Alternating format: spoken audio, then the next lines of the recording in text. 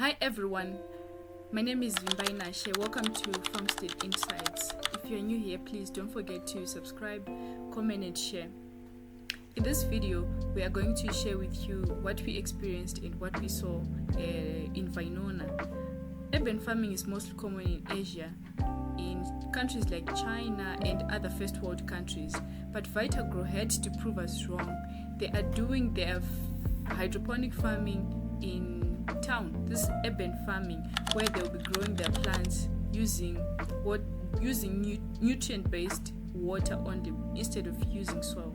So hydroponic farming, to those who are not familiarized with this name, is a method of growing plants in a nutrient-rich solution instead of soil.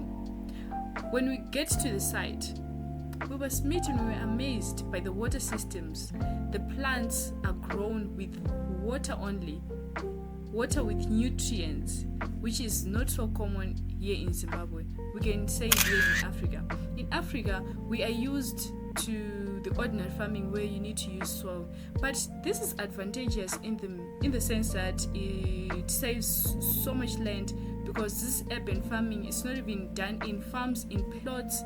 It's only a small piece of area, and they are growing lettuces. They're growing different types of lettuces. They are growing English cucumbers, microgreens, and other edible flowers. So I would like our viewers to listen to what they have to say, how they're running their projects, considering that they are the ones who started with this project, and also how are they surviving in the market and how are they thriving in this economy. Hi everyone, how are you? My name is Vimbai from Deep Poultry and Rabbitry. So today we had the privilege to visit Vitagrow in Vinona, and with me here I have Mr. Kik. How are you, Kik? I'm okay, thank you. Thank you so much, Vimbai. Thank you for hosting us. Welcome. So we would like to know, the first question that I'm going to ask, how did you set up this system, especially in town? My journey starts a couple of years ago when I finished my university. I came back to Zimbabwe, and although I didn't have a farming background, this is a method of farming that is smart, is clean, is sustainable, and also can make me a revenue that can take care of my family.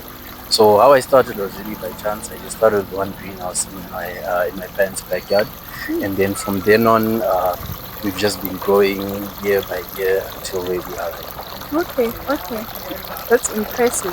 I'm also a university graduate, and once visited this place, so I'm really grateful and I am appreciating the project. Thank you so much. Another question that I want to ask is, hydroponic farming is not common here in Zimbabwe. How are people? Are they appreciating it? I really understand Zimbabweans are resistant to change. And how are they appreciating your projects? Okay, I think that's a very good question.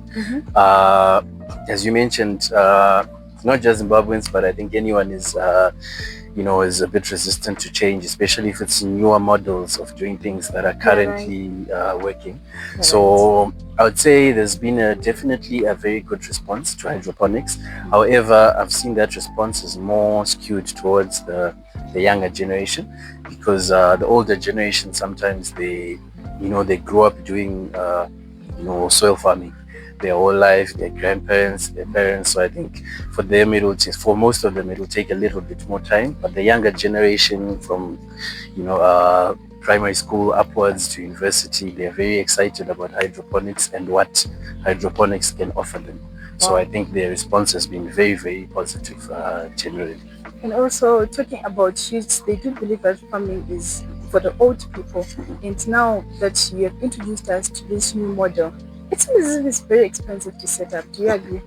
So initially it is the setup costs are more expensive, but because of the benefits of hydroponics, like space saving, water saving, nutrient saving, labor saving, it means that your running costs, land. Yes, so your running costs are cheaper by using hydroponics. However, the setup costs are a bit high. Okay. So what we've done here at Vitagrow is, if you've seen, we now design and construct all our systems using locally sourced material. So the idea behind that is that we make sure that we lower the cost of hydroponic systems, so we can make it more affordable for the average Zimbabwean to be able to get into hydroponics and also join in the revolution. Okay, and here with me, before us we have lettuces. Is the price of a lettuce grown by hydroponic different from the ordinary farming? So I think it would vary with how the operation is structured. So for us, because we make our own systems, and most of the things we use locally sourced things, which means our cost of production of one head of lettuce is lower than maybe someone who's buying their systems or their imports from abroad, right? So for us, we try to be as comparative as possible to ground farming. So our price is not much different, if at all, from the head of lettuce grown in the ground, so that we can reach the market and not make it too expensive for the average Zimbabwean. Okay. Oh, that's massive. We once visited, we once went to Belvedere. Okay. We went to see Gilbert Mponda Jr. Yes. is doing Chinese horticulture, and he told us that we make our own feed. Feed? We make our own manure. Okay. And he said, so for the canteen, the meal just goes for $1, but we make so much profit out of it. So I just thought of it when you say you created a whole chain of yes, systems. exactly. And that can make it cheaper for the customers. Wow. And also talking about the water systems, how are you thriving in this load shedding? So for that, I think for hydroponics, again, it's a bit, I mean, for any type of farming, if you want to do farming properly, you have to do your calculations and metrics properly.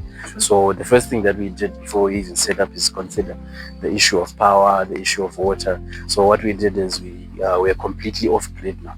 We got a solar system, we have got our solar panels and stuff set up here, so that we are completely off-grid. So whether power cut or no, we are still able to operate. Because with hydroponics, because it's got constantly running pumps, one disruption for a matter of time would cause a lot of harm. So we just made sure we're off-grid for power. Okay, thank you. And also, did you import the materials? For the systems. So the first systems, when we started, because we didn't have too much information on hydroponics, we imported the first ones, which were a bit expensive. But since then, we have learned and reverse engineered all our other systems on the site, everything else, and we make using locally sourced material, so that the cost of production of these hydroponic systems can go down, and hence the cost of each product can then go down. Manageable. Yes. Okay, because I wanted to ask you, if given that you imported this, are they not cost in terms of maintenance and also hiring people who are? Because I want to believe that even my plumbers, some of them are not even familiar with these tanks and are underground and everything. So I wanted to ask you, so you already have people who are really have a know-how about this, how to manage it, kind of people that they already know. Okay, so as we mentioned when we started, we just bought a few systems and then we studied them extensively for a long period of time. So now everything here, we don't hire anyone to do anything. Everything we do ourselves. So if you can see right now, we're actually building another system there just now. So all the plumbing, all the designs, everything we do in-house, which means all the repairs and everything we also do. So there's really no need to call someone else to do it for us. But however, if someone is doing farming and they don't have the experience, then maybe they might need to call someone in to help them. But for us, it's completely self-sustained. Oh, great. I would like to know how your tanks operate. The water system, how... All right, so let me show you. Okay.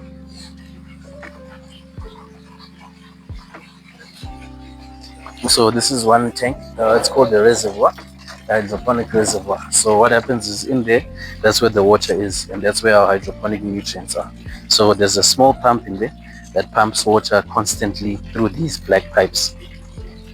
So this water is nutrient-rich water, right? And this nutrient-rich water goes through the roots of the plant.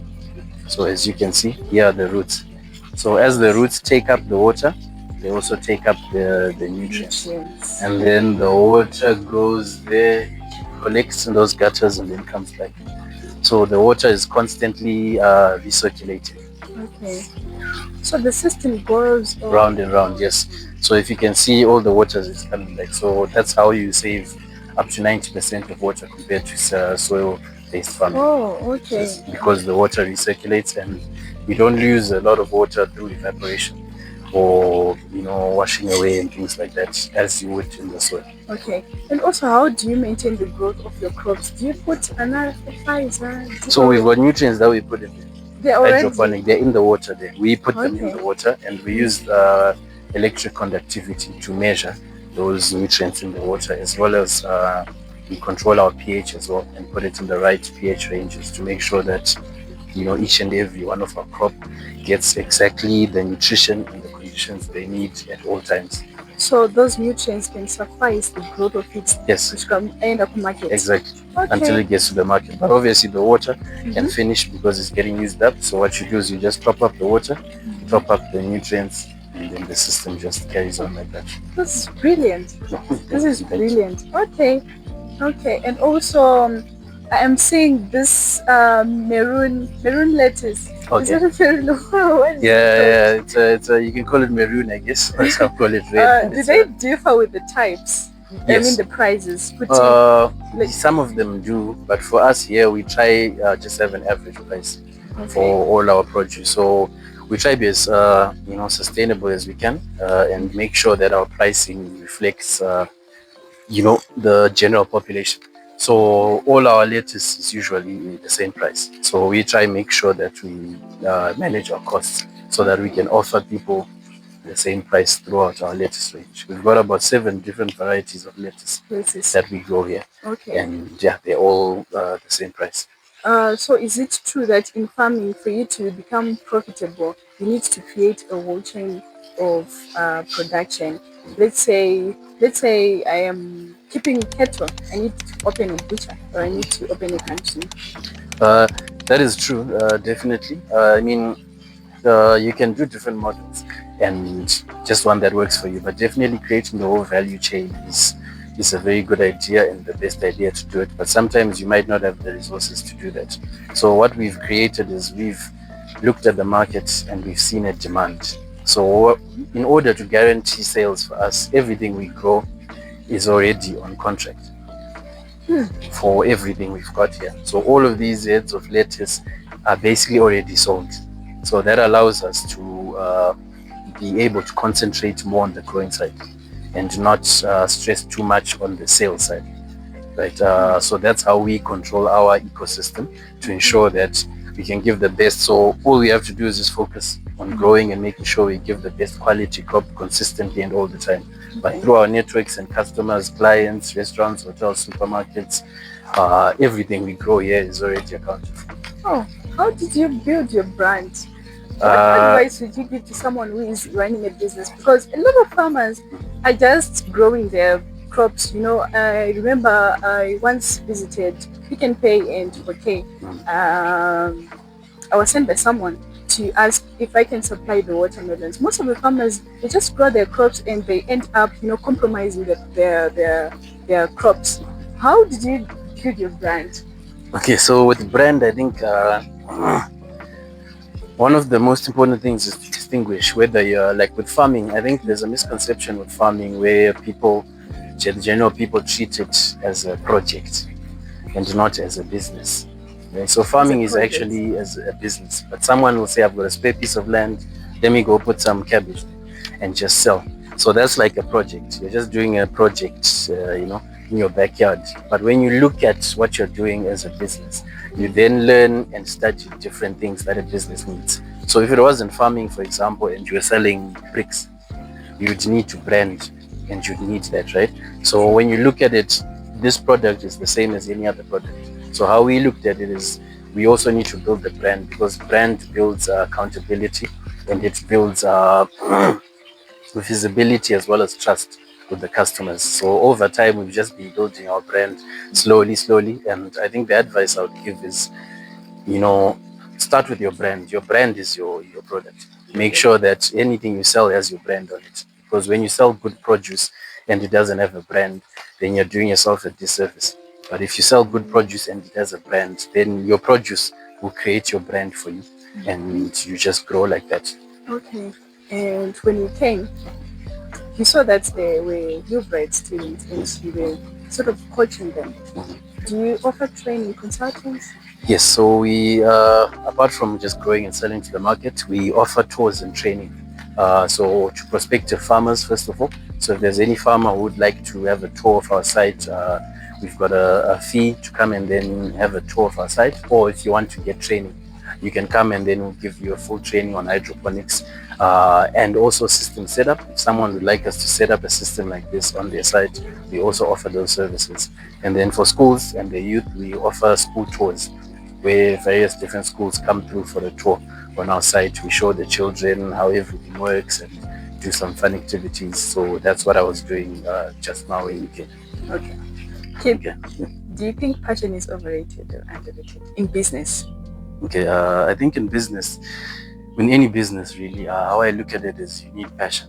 Definitely 100%, because if you don't have, you can plan everything, you can do your calculations, you can do return on investment, you can do projections, but the honest truth is reality is usually different from what's on the ground. So at some point of your business or project, you're going to face some difficulties throughout the whole process. So if you don't have passion, that's when you will not see the business through.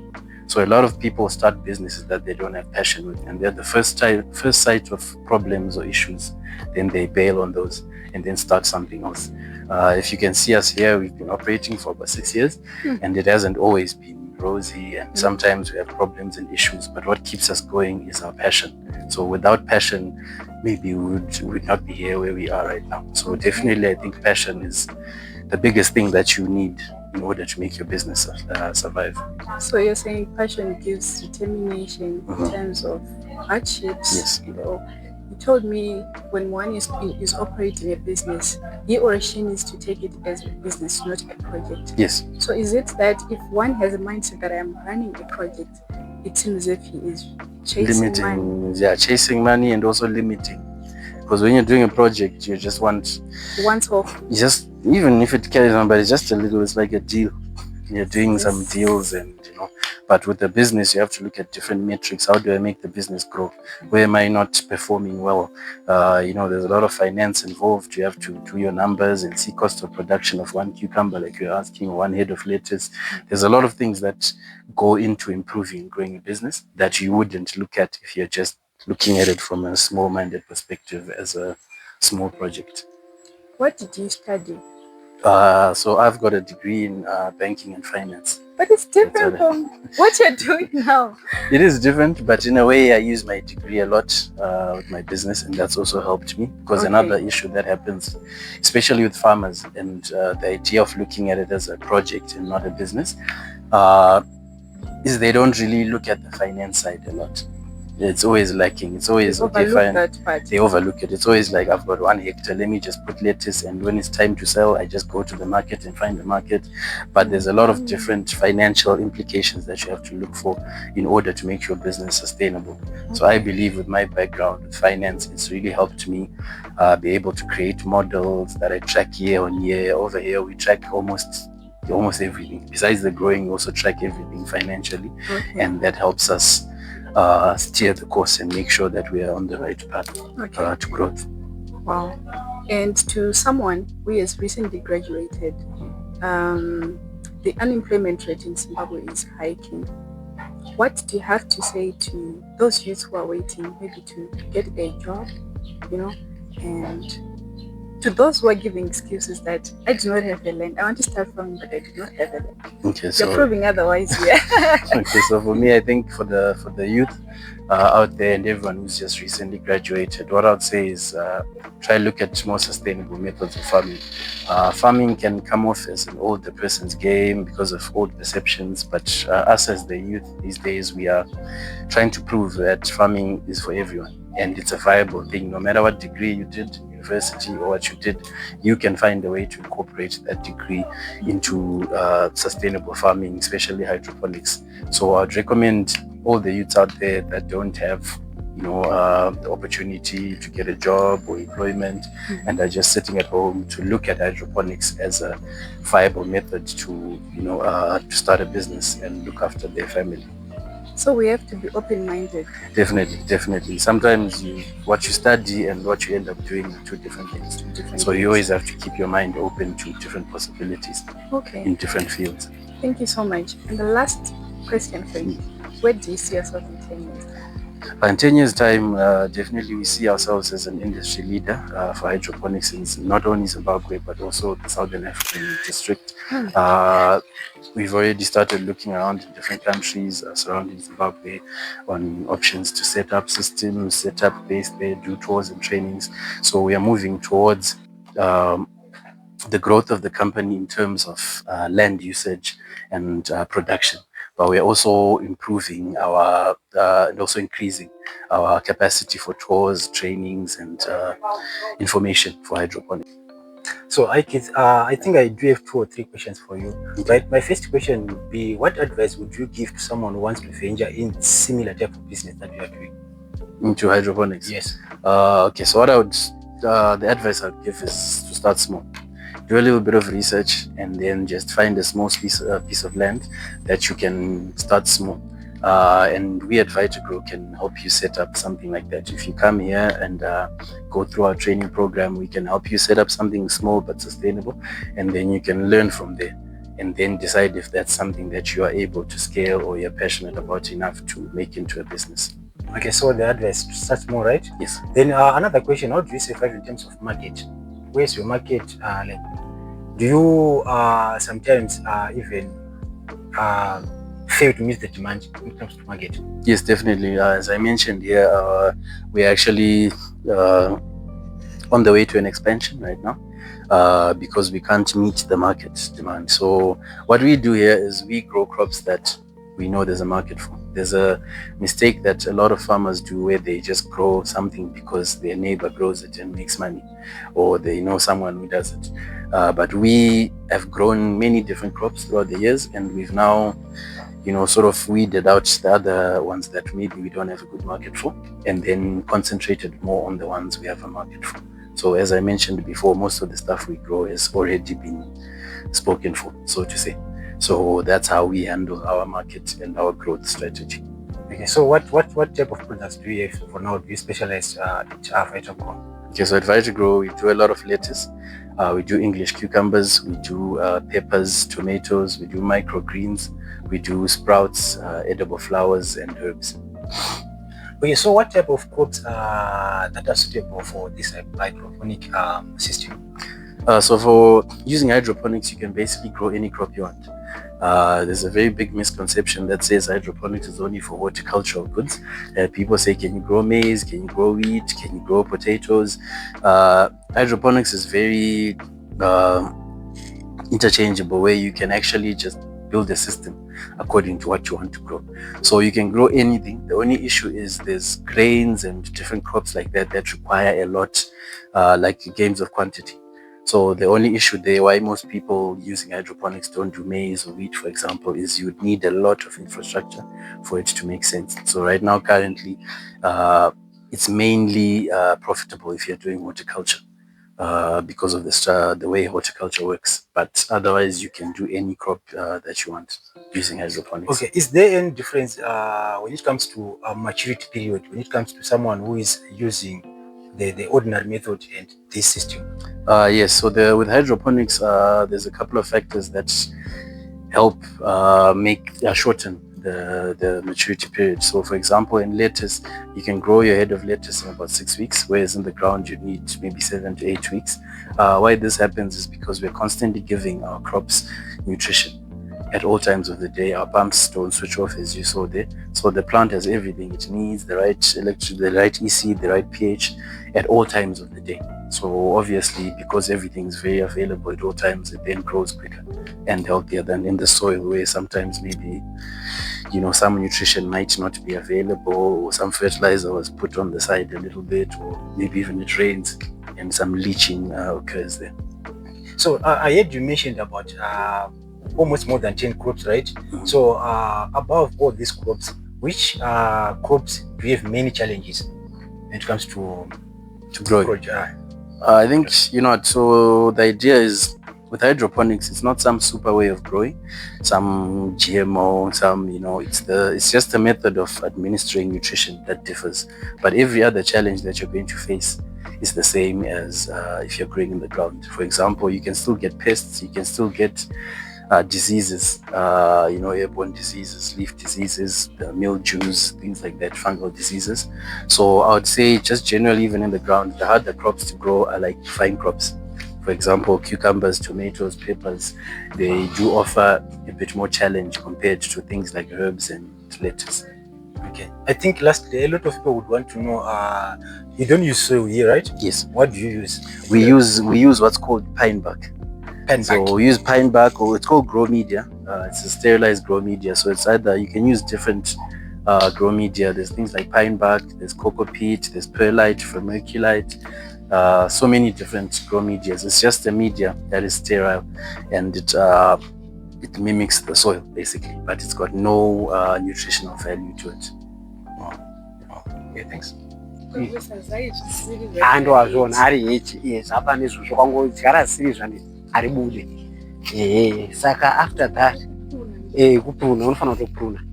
Saka ndofunga wapedza kudyara ndofunga kuti agerminate anongota less than a week anenge akutona atobuda, wakatona week radarika asina kutobuda watadza. Saka kuzobva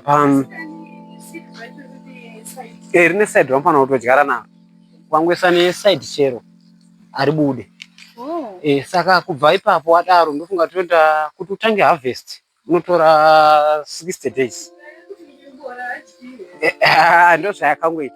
So unotora chi it's 60 days first harvest yako. Ndakatanga kuharvesta musi wa 22 November. Saka it's second, ndakasvika musi wa 22 February. Ndamu second month ndichiharvesta.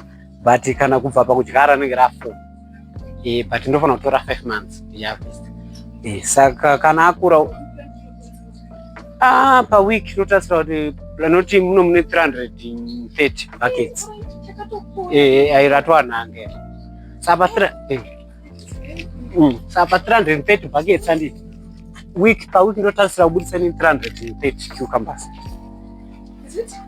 330. Sachira kuti plant rega unofanira kundipa inini 1 cucumber. Only one chakaenda? 1 per week. But anodarikawo. Kuti maximum ndinozoskipa. Pane process yekuskipa. Anoprunwa, tinomaskipa, tinomadzikisa. Anokona kuti aya mastems acho ndikutoisa uko. Kumwe kwesa kuti chaibva tingoharvesta. Saka iwe ndiudzo kuti unongona kutonhasira kuri ne500. Uchireva kuti per week iwe ukuwana $500 nokuti ma-English cucumber anodhura. It's $1 per cucumber. Saka chinozonyanya kurwadza kuspraya, unofanira kutospraya every week. Nokuti tine zvirwere zvakaita ana down mildew, tine powdery, tine red spider. Ndozvirwere zvinonyanya kubata. Nyanya chirwere chinorwadza macucumber it's down. Down manje inayo kuti haadi unyoro. Makutopindwa makavharwa ndichi. Taito fumigate inayo kuti manga yarwa nedown. Saka zvinyanyo rwadza, zvinongorwadza nofunga piri paunozopruna nekudzikisa, but izvo hawanzozvitaurwa kuti rakaremerwa manje rinostreneka zvekuti harizoproduce pine batch, pine trees, makwati acho aya emapine, makwati mapine, pine batch. Samaona ndo pane nyaya yacho, but